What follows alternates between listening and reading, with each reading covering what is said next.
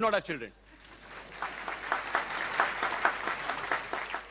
These are unethical forms of mind control. Unethical. Unethical. In fact, we should teach our children that when vegetables can be grown for food, why can't animals be raised for food? All life is sacred. I agree. Unnecessary killing them is wrong. But for a requirement, lawful food is permitted. Let's analyze the anatomical and the behavioral consideration. And there were a list of various things mentioned by Mr. Zaveri. You know, he was reading from paper at 100 miles per hour. I was trying to note down. How many disease? I, being a medical doctor, can answer, but how much can I answer?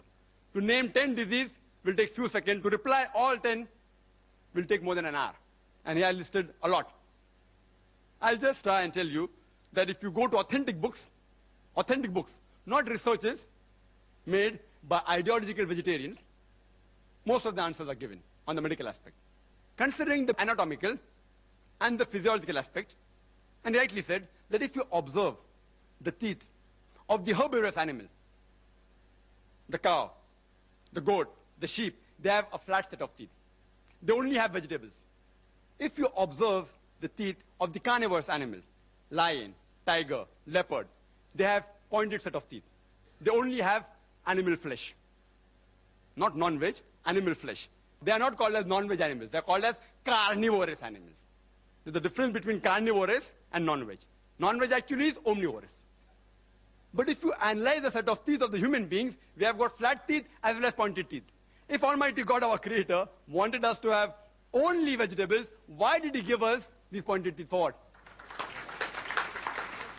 And Mr. Zaveri said, these pointed teeth, they are not referring to the dog. They refer to the apes. He doesn't know the scientific meaning of the word canine. Comes from the root word caninus in Latin, which means of dog. And canine means pertaining to the family of Canidae, like wolves, dogs, etc. Scientists have given this name.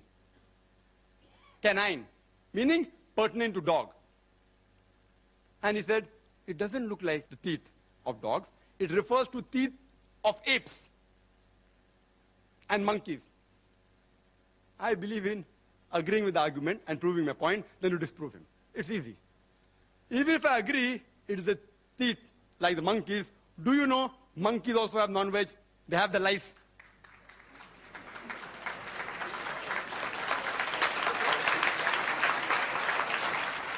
There are many species of ape who even have raw flesh of animals.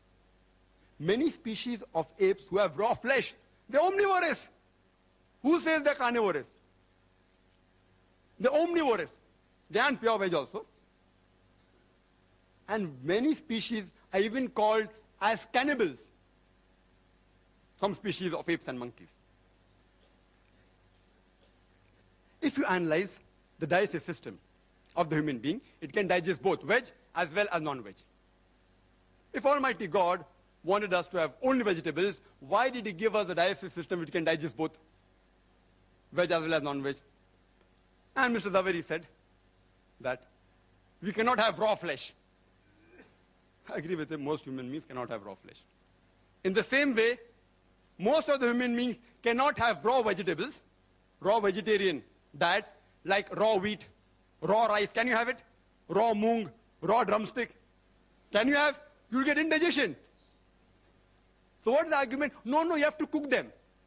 I know as a medical doctor that raw wheat, raw rice, raw drumstick, if you have, you'll have problems. You can't digest them. So you have to cook them. Similarly with the flesh, we non-vegetarians, we cook them for easy digestion. But yet, there are certain human beings who even have raw meat. He gave the name of Eskimos. He didn't tell the root word meaning. The root word meaning of Eskimo, it literally means eaters of raw flesh. So there are human beings who even have raw meat. They are conditioned. Tomorrow if you are conditioned to eat raw wheat and raw rice, even you may be able to digest it. But most human beings cannot digest certain raw vegetables. That doesn't mean you should not have rice, you should not have wheat, that you should not have drumsticks. There are, in the herbivorous animal, an enzyme known as cellulase enzyme. And every vegetable has cellulase. And this cellulase enzyme helps in digesting the vegetables. We human beings, we don't have cellulase enzymes. Therefore, the vegetables we eat, the cellulose part remains undigested, and we call them as fibers. It's undigested. On the other hand, there are certain enzymes like lipase, trypsis, chymotrypsis, which are mainly meant for digesting non-vegetarian food. If Almighty God did not want us to have non-veg food, why did he give us these enzymes? And the primitive man, as said by the earlier speaker as well as the chief guest, archaeological evidence shows us clearly the Homo sapiens, the Eskimos, the Australian Aborigines, they were non-veg. So why the change now? We have the same teeth, we have the same digestive system, and he has given a list of other comparisons which prove we can have veg. And I agree with that. Where did I ever say that you cannot have veg? A non-veg is a person who has the food of the animal products as well as vegetarian food. It's an omnivorous diet. He said that the liver and the kidney in carnivorous animal is large. In the human beings, it is small like the herbivorous, because the animals have raw meat. Therefore, they have to remove the toxin on a higher level. We do it by cooking the food. Therefore, God gave us a small kidney and a small liver, which is sufficient to digest both cooked non-veg and also vegetables. Similarly, with all the arguments, HCl, it's not very acidic. Why? Because we don't require it. If we don't require it, why should God unnecessarily give it to us? Same with saliva, same with the pH of the blood, same with the lipoprotein. All the arguments are that because they have raw flesh, therefore they require it. We don't require it, so why should God give us? Yes, it's required for digesting veg food and cooked non-veg food. He said carnivorous animals, they lick. And the herbivorous animals, they sip. We human beings, we do both. We do both. When we drink, while we drink, we sip. When we have ice cream, what do? We lick. We lick also, and we sip also, depending upon what is the food we are eating. Even the tea we can lick, not that we can't lick. But why do waste time? It will take more time. Similar with all the arguments he's given about the teeth being closed.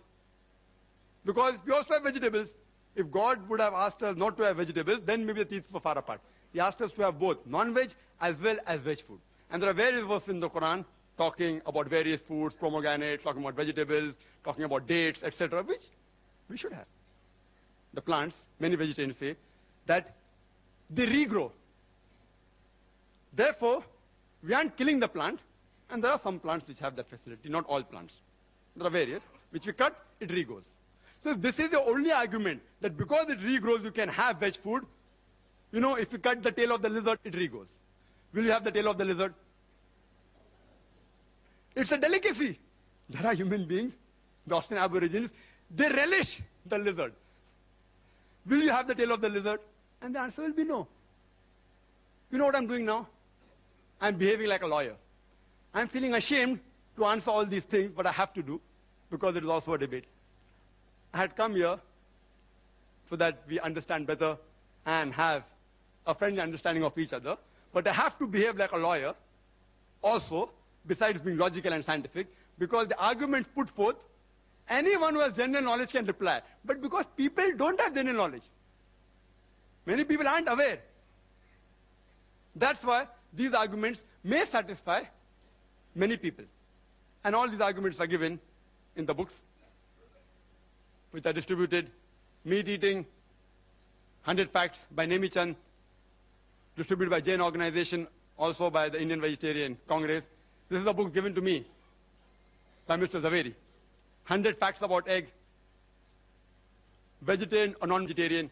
Each and every argument can be disproved. Certain things I know, that non-veg causes diseases which can be prevented. Let's analyze the behavioral consideration. He gave certain arguments. The food we eat has an effect on our behavior. I agree with him. to a certain level. The food we eat has an effect on our behavior. That's the reason we Muslims have the flesh of herbivorous animal, like goat, sheep, who are docile and peace-loving. We want to be peace-loving and docile.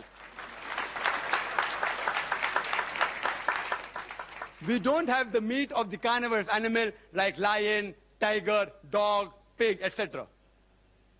And the Prophet clearly says all these animals are prohibited. We are peace-loving people. Therefore, we want to have animals which are peaceful. And countering argument, you all eat plants and you all behave like plants. That is,